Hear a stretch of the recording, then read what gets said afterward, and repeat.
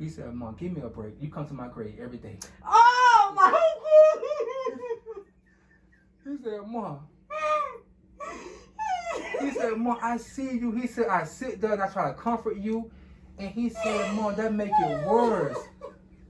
He said, Mom, it's every day and you don't skip a beat. And she go, and he said, it's a certain time she go. It's like she has to go. And if she don't go before that time, it's like a whole day is like messed up.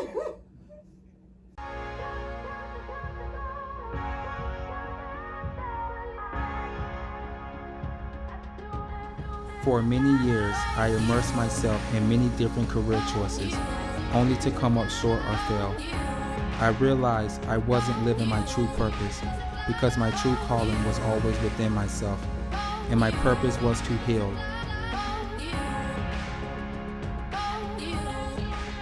My name is Derek Newman. This is my gift.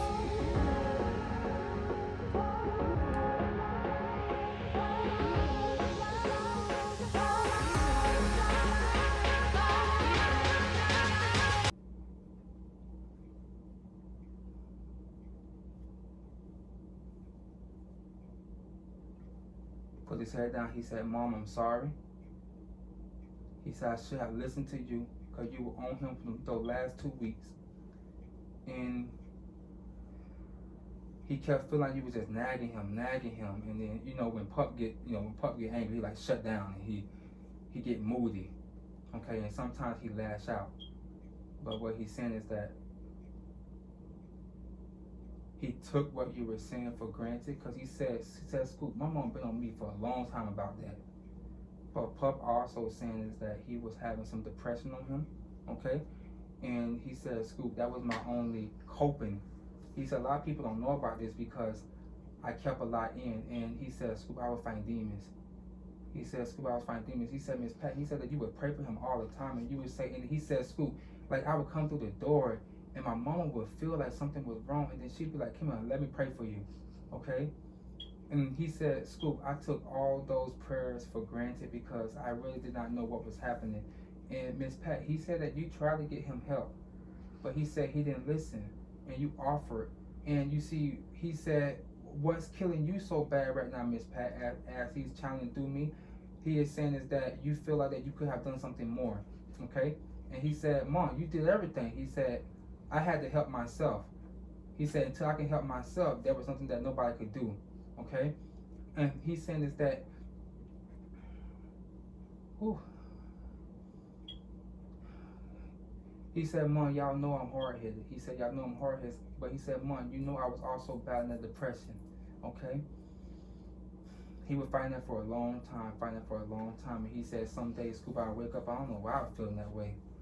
He was always worried about Trika. He was always worried about Nuka. And, family was so important to him. And then he said family was putting that depression on him too, he said, Scoop, that was the only way. He said, I didn't want to feel my family hurt. And Miss Pat, he was so worried about you all the time, especially when it comes to love, okay? He was always worried about you, and he felt like if he drank, he don't have to feel it. He don't have to think about it, okay? Whew. The girls in his family were very, very important to him, and he felt like there was one point, Miss Pat, that especially when it comes to you, he felt very hopeless, okay? And this is when he turned to the drinking, okay? Because he said some days that you would hide your emotions from him and then he would pick it up. So he said, Scoop, me and my mama, we were connected. And like she can feel my pain, I can feel hers, okay? He also saying he was so worried about Trika around that time that he passed away. He said Trika was going through something. He said, Scoop, he said, I just didn't want to feel it no more. He said, I didn't want to feel it. He said, I feel like I failed him as a brother. I feel like I failed him as a son. And he said, it got to one point where he just felt hopeless. And he said that night that he went to drinking, he said he was stressed out about work. There was something with work that he was really stressed out about. And he said, Scoop, tell my mom because she know about this. He said, because I called her that morning. He said he called you that morning and he was just so stressed out about work. And he was like, people at that job just kept messing with him. And he was like, Scoop, I just don't know. He's like, I'm doing everything right. He just said, I feel like that they were racist, And he also said, my mama, he said, tell my mom because she know about it. I just tell her all the time. I said, them people at those job is racist. He said, my mama warned me that day.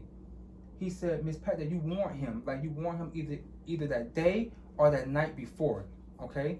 And he said that he did not listen. He said, Scoop, I didn't take heed. But, you know, Pup drank. Pup think that he don't drink enough. Like, he drank, he thought he was okay, okay? But he said, Scoop, what happened was I was already tired from that day. And what the drinking did was the drinking made me more tired. And he said, I just passed out. He said, all I remember is I closed my eyes for 2 seconds. And then he said, next thing you know, I'm dead, okay? He said, Scoop, I'm going to tell you something. He said, I want people to know this. And he said, I want my family to know this too, because he said my family have a habit of doing that too, but they be drinking and driving.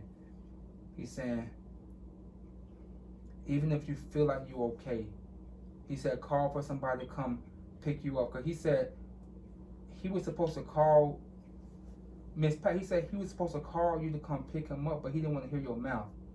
So he thought he was okay, okay? Because he know how you get, you like, ah! But then it's like out of love. It's not because you being mean, it's out of love. But he's saying, Scoop, all he remembered is falling asleep, okay? Now, I knew it, he had to fall asleep. He fell asleep. He fell asleep. He fell asleep. And he said, Scoop, like, I'm so used to, like, falling asleep for like a couple seconds, but then I wake back up. But he said that day, he said the drinks, he said the liquor and that, he said the alcohol in those drinks were too strong. He said, and he tried something different. It was a new liquor he drunk, he said. So he really wasn't too used to that liquor, okay?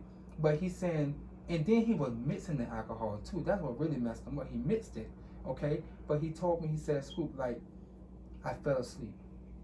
And he said, next thing you know, he said, it felt like my chest.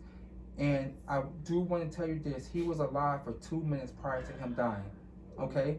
And for 2 minutes, he said, Scoop, it felt like everything was on my chest, okay? He said, Scoop, it felt like somebody just took a block and just dropped it right on my chest. And he said that's all he could remember feeling.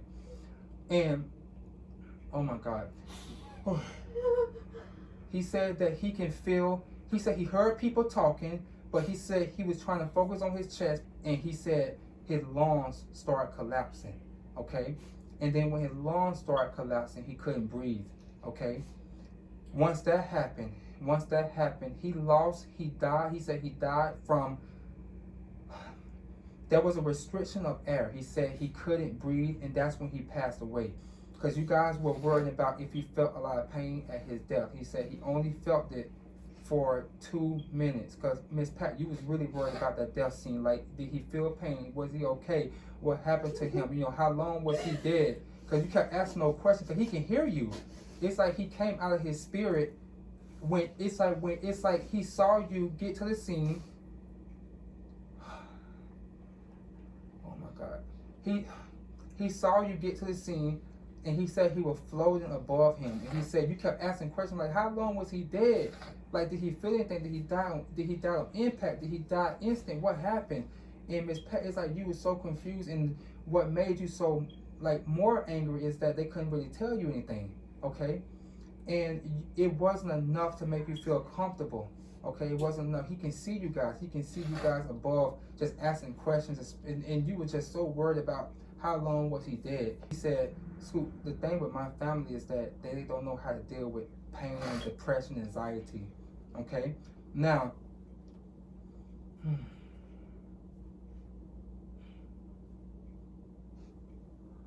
Miss Pat, he's saying to let go of that remorse. Okay, he said, because what's really bothering you, Miss Pat, is he saying, as he look at you right now, you worried about, as a parent, what could you have done more?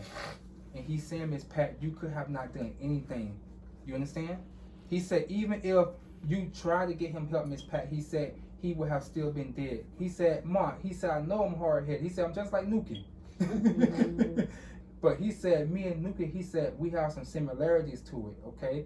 And this is why sometimes you and him had clash a little bit, because the two energies is similar energy, the same. You stubborn, he's stubborn.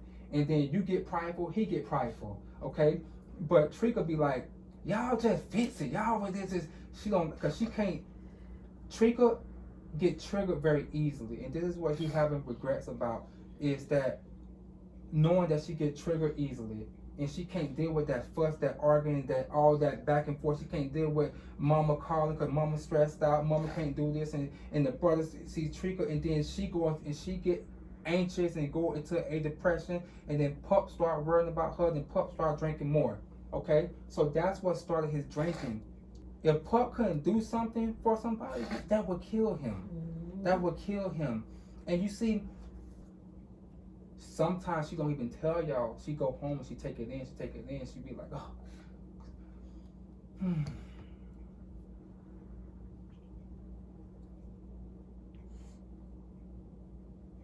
Trika, what he's worried about you right now, Trika, he's worried about you not doing something to yourself. Okay? That's what he's really worried about. And you know he come around you at night. So you feel his presence mostly at night. Especially after 9:30 p.m. he said, Trika take on everybody's problems. And she take it home with her. And she worried about her kids all the time. That's what she's really worried about. She worried about the kids, and then she worried if she's failing as a mother. She worried that she wouldn't do what she Trika, you gotta stop being hard on yourself, Pup say. Pup say, because that's what's killing you. You so hard. He said, as soon as something goes wrong, you feel, oh, I felt as a mother. He said, no. He said, no. He said, that is what's stemming your depression. He said, that's what's stemming your anxiety. He said, all of those things. He said, you didn't feel as a mother. And he said, it gets so hard because he said, you do it on your own. But he said, Trika, in that moment, he said, you are a great mother. He said, you are a great mother because look, they still walking a fine line. He said, yeah, you can't do this and this for them all the time. And for Christmas and stuff, for birthdays, you want to go all out, he said. And when you don't go all out, Trika, that beat you down, he said. That beat you down. The oldest one, he's saying, well, what's your name? Your name is Chauncey. He's saying, Chauncey, like, he said, you got to be there for your mom because he said, I'm not there. He's saying that you can't be giving your mama problems because sometimes you get frustrated, he's saying, and you lash out, but then you don't realize that you lashing out. And then that lashing out is triggering her depression. It's triggering her anxiety. Some days she can't control it. And y'all think she be over-exaggerating. She's not. Sis, just take heed to what I'm telling you, okay? He also saying he really want you to reevaluate the people that you are around. And he said that you've been contemplating going back to school, okay? And he's saying, get back in school. He's saying, sis, I'm trying to push you. But he said, you get discouraged easily. And he said, you stop before you even start the program. So he's saying, sis, you see? He's saying, I see. He said, I'm watching y'all. I see everything that goes on. He's saying he wants you back in that program because he said he said take a break now, but he's saying August, September time frame it's gonna start again, he's telling me. Okay, so he said he wants you to sign up for that time frame. Okay, he said he wants you back in that school, that program. Okay, you can do it. Okay, finish it out. Okay, you also been contemplating moving. You're gonna move as well. You're gonna move. You were just talking about that, didn't you? You're gonna move. You're gonna move. And I do see it's gonna be a new start for you. Okay. And you're gonna get your power back because right now that you don't feel like you have power. Okay, you feel powerless. Okay, but he's saying, sis, I'm trying to push you. Okay, but he's saying that you have to realize your own potential. Also, he's telling me that you got to start eating healthy as well. You got to start eating better. He said the stuff you eat, sis, is not right for you. Okay, and he said something about like sugar drinks, like sodas and juices. He keep telling me. I've been drinking sodas. You see, so he's around you, so he's seeing all that. So he's saying that he wants you. He's saying, sis, drink water, but he said you don't like water. You hate it. I don't. You see? So he's saying the red meat is not good for you. The beef. You had red meat last night. You see that? And he also wants you to get back in touch with God. Okay? Because he's saying that there's some disconnect going on right there. Yeah. Okay? He's saying, sis, get back in church. Open the Bible. He's saying you used to be so spiritual. You used to be that faith. You used to be up there. You'd be like, my God gonna take care of it. But he's saying right now you've been questioning things. You've been questioning religion. You've been questioning your faith. And he's saying,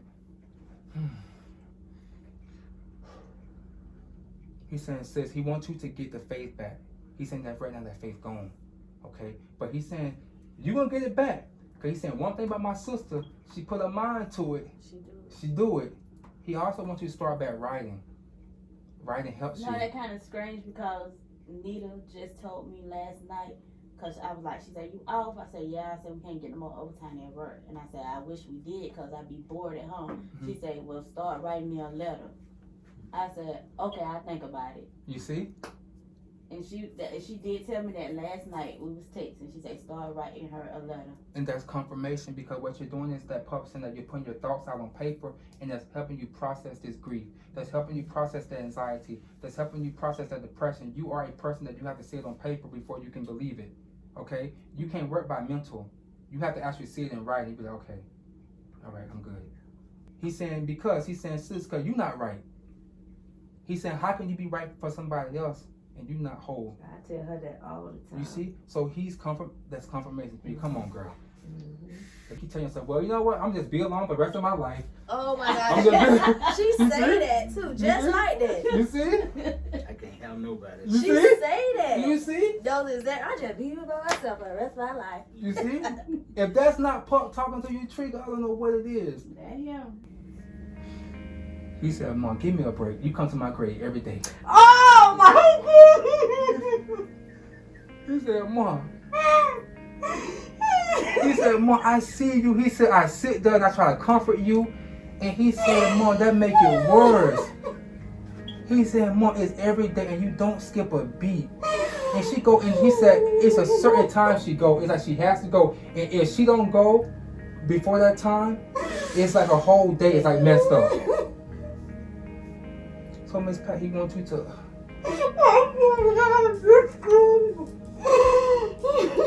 See, he made a joke out. See, listen, now I feel bad. Let him go because he's saying, Mom, I'm at peace. But he's saying every day you out there. He said every day. And he said, you know this. He said, Scoop don't know this. Scoop in Miami. How he know every day you in that grave? He said, Mom, he's saying that's what's causing you to not let me go. He said, Mom, you gotta let me go. He said, every day you bring me something. He said, every day you bring me something. And it just pile up and it pile up and it pile up. And you feel like if you don't bring him something that you failing him as a mother. He said, Mom, I gotta know. He said, what more can I get now? More you gonna, he said, more you gonna fill my grave up? I can't have room to turn around. Like he said, my grave's so full up. He said, Mom, come on, Mom. I need some. He said, I need space to breathe. You know? Some days I be trying to send you away. Okay? And he be telling you, and it's like he try to send you stuff before you even get to the grave. Like, let's say for instance, like somebody will call you to distract you and you still try to make it out there. Okay, so he's saying that's me trying to tell you, like he's saying, Mom, what's gonna help you is not going out there so much. And he's saying, Scoop don't know this, that you out there every day and you bringing something. He said, how did he know that? Good. He said, let me rest. He's saying, let me rest. He's saying, you see. That I'm good, that's his favorite. You see, oh my God. I'm good. He gonna be smart. He is smart. He gonna be very, very smart. Very smart. And he's saying, don't send him to no military. Don't send him to no military, no army, he's saying. He told me about my boy. He told you that about your boy. You see, yeah. He didn't tell me. He said, Dad, why you let my boy go to the military? You see? You know, they was at that age they made them choice. Yeah, but he's saying don't let him. Yeah, he said don't go to no military. He's saying he gonna be like an engineer, like I see like a construction, like design buildings, like a Construction worker? No, not that, but he's gonna be like the actual like design. Architect? Yes, he's gonna be like very smart, very calculated, very smart with numbers. Yes. Very smart with That numbers. You he see, is. and it's He gonna, is and that's in gonna, now. you see, and that's gonna, and he's gonna be like. He quicker than me. I have to get a piece of paper. He like, no, Mom, it's this. Boom. I'm like, well, golly, give me time. I'm pulling out my calculator. He already know. Derek, I just want to say that everything you came and did, and you made confirmation with me and my son and our family, and everything that you said was true about me going to the grave. You didn't know that. My son had to be the one to tell you that. And everybody is pleased and everybody is at peace with the thing that you did for us and our family. And I just want to say I thank you for easing my heart and giving me a peace of mind. Mm. Thank you.